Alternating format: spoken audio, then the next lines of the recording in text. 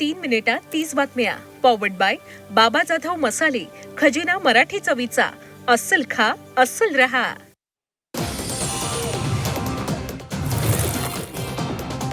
पश्चिम बंगाल निवडणुकीच्या पार्श्वभूमीवर भारतीय जनता पक्षाच्या सरकारने एक महत्त्वपूर्ण निर्णय घेतलाय.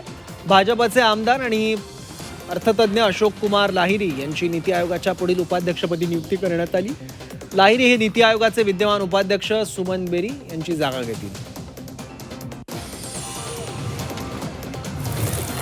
नेपाळचे पंतप्रधान बालेन शाह यांनी मोठी कारवाई केली आहे. काठमांडूमधील नदीकाठावरील अनेक वर्षांपासून बेकायदेशीरपणे अतिक्रमण करणाऱ्या बांधकामांवर कारवाई करण्यात आली आहे. बेकायदेशीरपणे बांधलेल्या घरांना नोटीस जारी केली आहे. यामध्ये बेकायदेशीर घरं तात्काळ रिकामी करण्याचं आवाहन करण्यात आलं आहे.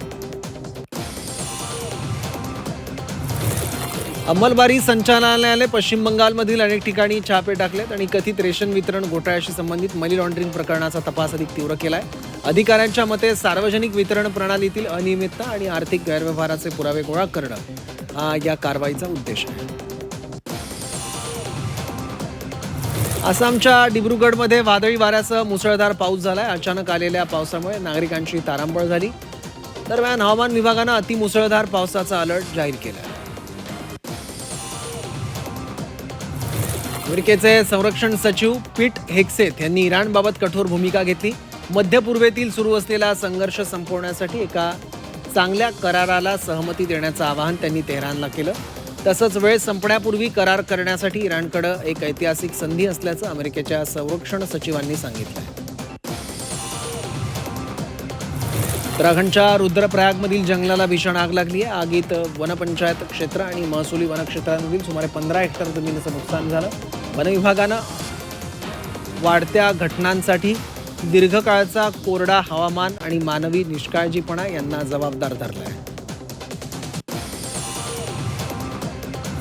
बिहारच्या जमुई जिल्ह्यात दुःखद घटना घडली आहे. रुग्णाला घेऊन जाणाऱ्या रुग्णवाहिकेतील पेट्रोल वाटेतच संपलं. इंधन उपलब्ध नसल्याने रुग्णवाहिकेतच रुग्णाचा मृत्यू झाला. या घटनेनं रुग्णवाहिका चालकाचा निष्काळजीपणा उघड झालाय. आरोपींवर कठोर कारवाई करण्याची मागणी मृताच्या कुटुंबियांनी केली आहे. पेरूचं राजकीय वर्तुळ गजबजलंय. निवडणूक आयोगाने निवडणुकीतील अनियमिततेची चौकशी तीव्र केली आहे. राष्ट्रीय निवडणूक प्रक्रिया कार्यालयाचे माजी प्रमुख इएरो कोर्वेतो यांनी नुकताच राजीनामा दिला. यानंतर पोलिसांनी त्यांच्या निवासस्थानी छापा टाकला.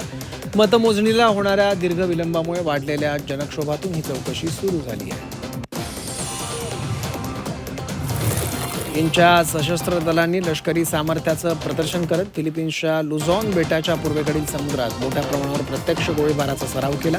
या सरावांमध्ये सागरी हवाई समन्वय, जलद युद्धाभ्यास आणि सागरी रसद पुरवठा यासारख्या कृतींचा समावेश होता.